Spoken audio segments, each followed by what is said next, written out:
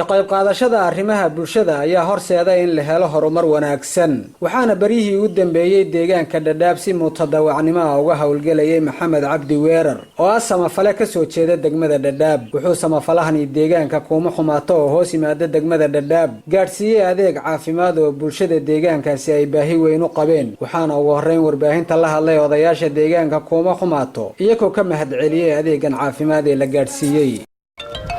maanta waxaan loo keenay daawo aan aad ugu dhib qabnay sadogtii isbitaalka anaga muddo daawo laan aha qofka naga xanuunsan waxa loo qaadi jiray dhagaxley iyo sabuuli oo jeer soo loo qaadi jiray marka wiilkana noo keenay wuu mahadsan yahay mahad weyn baan u celinaynaa waxaan ugu duceynayaa insha Allah Ilaahay idinkiis wixii uu noo keenay meeshu ka soo qaaday wax baraka inuu la u galiyo yaan ugu duceynaynaa sababta waxa yeelay ninkan wuxuu danqastay dadka meesha deegaanka jooga dhibaatada haysato iyo daawo la'aanta haysato marka walaalkii wuu ku mahadsan yahay aad baan ugu mahad celinaynaa aniga warsamo cali garaad baa la yiraahaa waxaan ahay odayga kuma xumaata weligeena ku xumaataan joogay ninka imaado uu igu imaadaa waxaan u dhib qabnay maanta noo keenay annaga damaando maana diranina noo keen ma ana dhihin maanta waxa carada ka dhacday waxa ka dhacay roob badan baa ka dhacay bad xiran baa dhacay dunyada jirhaday dadka jirhaday waa la daasay wax dawladda nooga imaado oo daawo ahna maana arkin qaylina way naga dhamaatay akoonta wax nooga imaado maana arkin maanta daawa noo imaatay wiil baa noo keenay wuu mahadsan yahay kor iyo kaalmo Allah ka yeelo wixiisana Allah barakeeyo abtay wuxuu dhijiray soor cunana sabli wiilka maanta noo keenay sabab muuqata sababtuna waan qaadanay sababtu uu leeyahayna waan qaadanay haddaan raak xumaatanahay waan qaadanay waxna soo xasuustay isagaan aragnay dadkana hadii wadaasay habeen ilaar waxa uu daldalaa gaari waxa la geeyaa qaxootiga iyo daawo loo doontaa wadanka hay'adaha joogan madaxweynaha jooga dawladda jooga dawday baarlamaan nin ku jira jooga consul an konta jooga consul baa jooga waxna soo fiiriyo wali ma arkin hadduna soo fiiriye waxaan hadda ka warqabnaa dawladda inay ku xuntahay akoonta ninka uu ku xun yahay baa ka warqabnaa akoonta way ku xuntahayna la yiri akoonta way diiday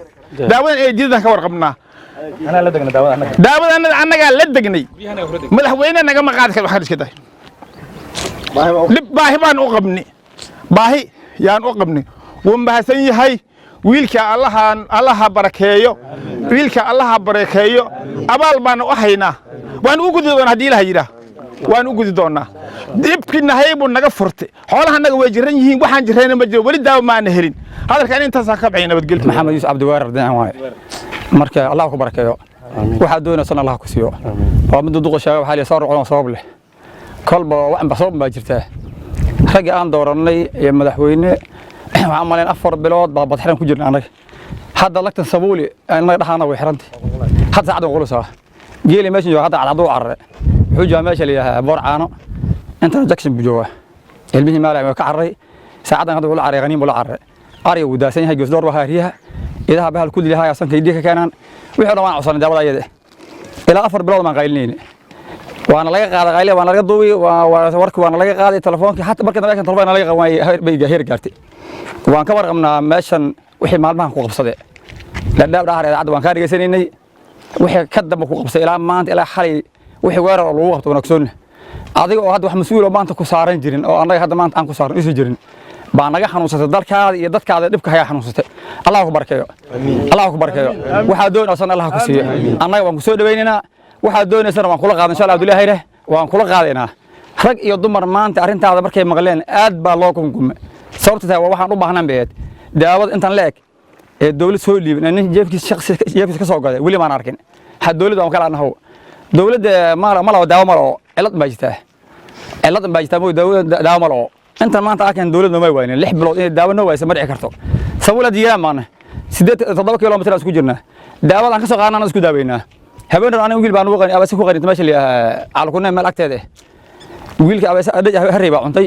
على كنا جيني داوان أو ويني أنت عن مرني ما بنكسر دوبن ديحلي بنجيني ما كان جيني ونفبح سدي ساعة برب وربطنا كنا في عنو هينو بح أو داوود يلا عيو منتاس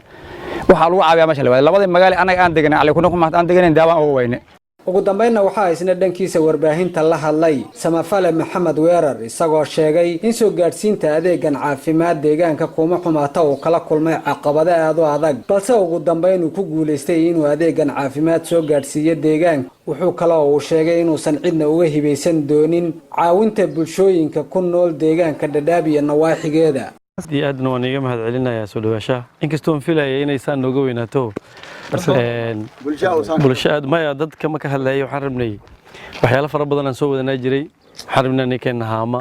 waxaan rabnay inaan keenno waxyaalo kaloo go'yo iyo kaba iyo waxbaa jira dadka aan geynaynay